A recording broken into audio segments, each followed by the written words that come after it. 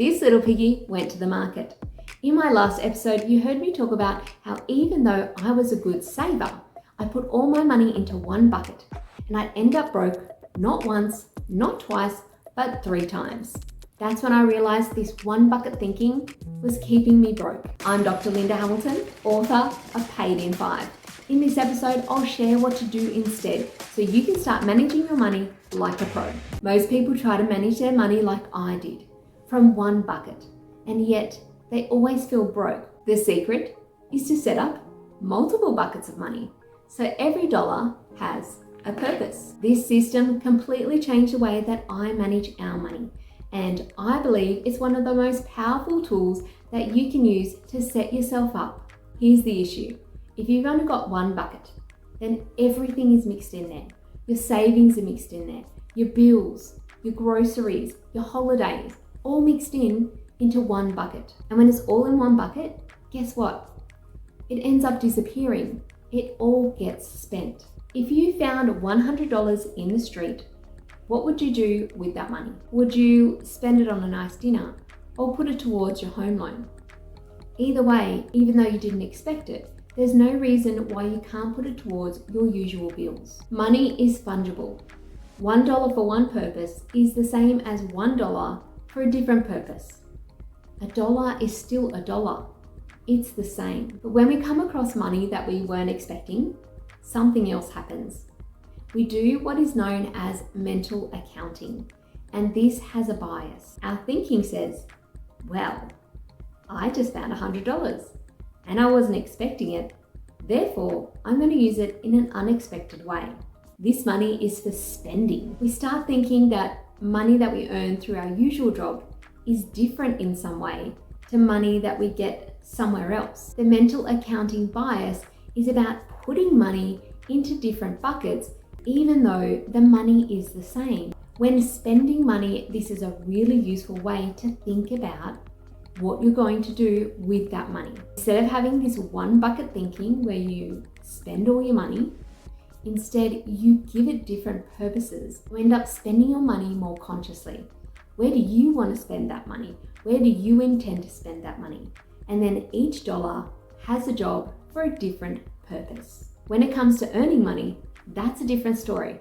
I'll come back to this. But in the meantime, if you're living paycheck to paycheck, there are 3 core buckets that you can start that can help you to keep money in your pocket and keep money working for you. Bucket number 1, emergency fund. If you don't already have an emergency fund, now's the time to set one up. And this is for true emergencies. Things like losing a job, or having medical expenses that you weren't expecting, or maybe you have urgent car repairs or your washing machine blew up.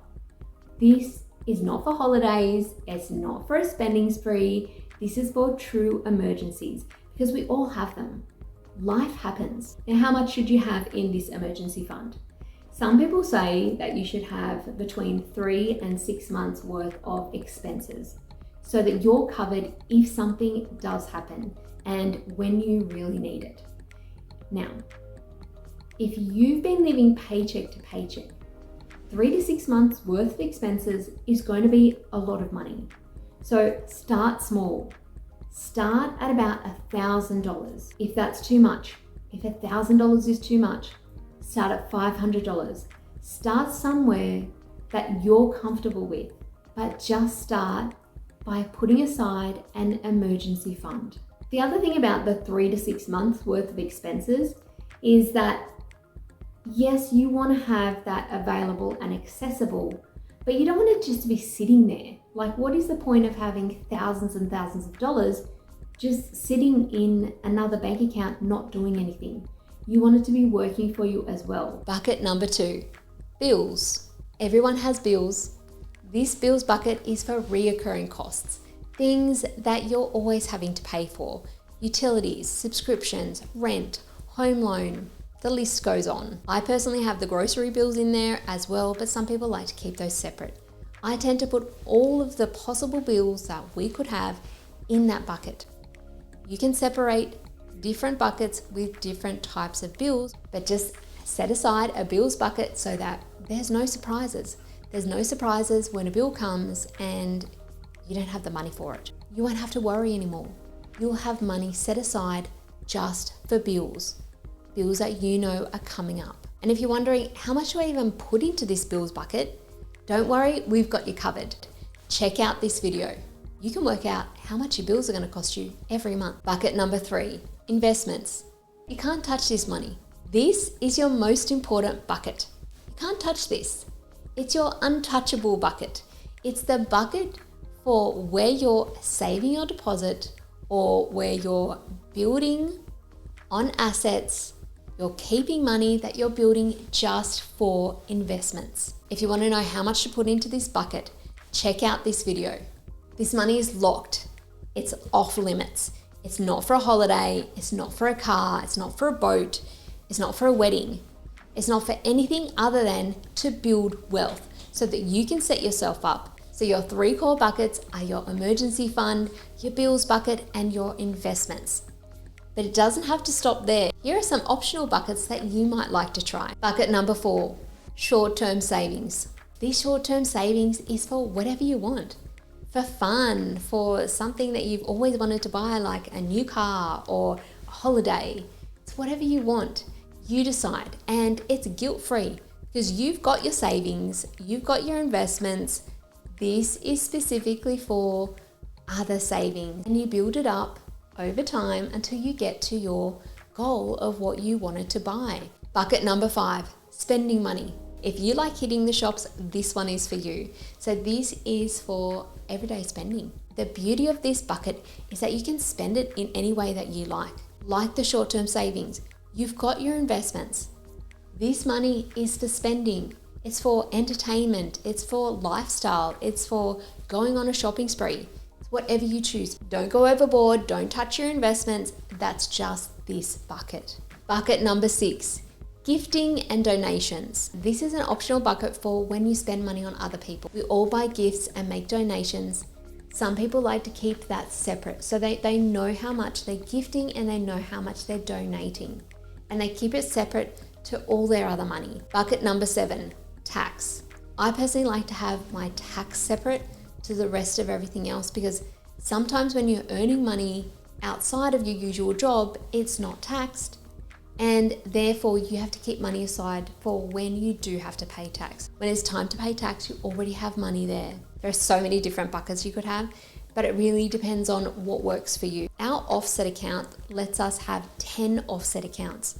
So we know that when we're putting money into the different buckets, that they are still working for us to reduce the interest that we pay on our home loan. But we don't use all 10 different accounts because we don't need them. We just use the ones that are relevant for us.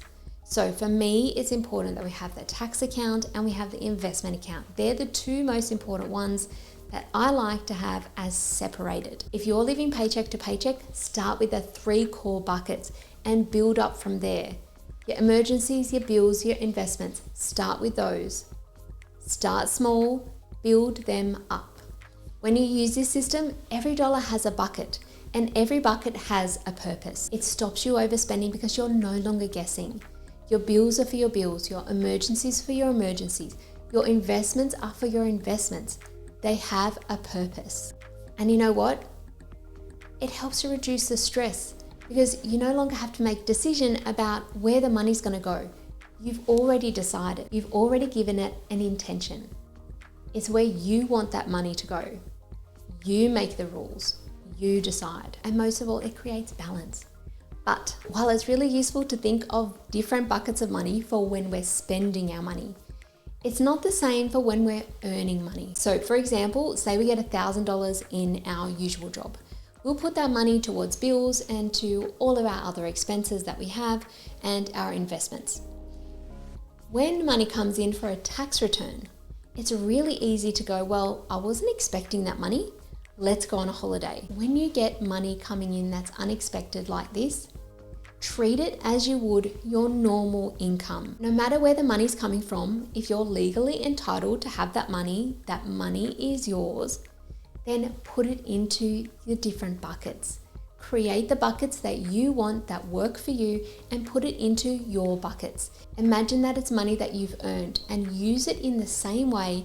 Split it off into the categories in the same way that you would if it was your usual income. Now, if you're wondering how much to put into each bucket, I have a free tool called the Money Bucket Tool. You don't have to download it, it's just straight on the website. You can move the levers to whatever you want to find out what works for you. Before we finish up, I have 3 cute little gold piggy banks to give away. It's not solid gold, it's painted, it's plastic.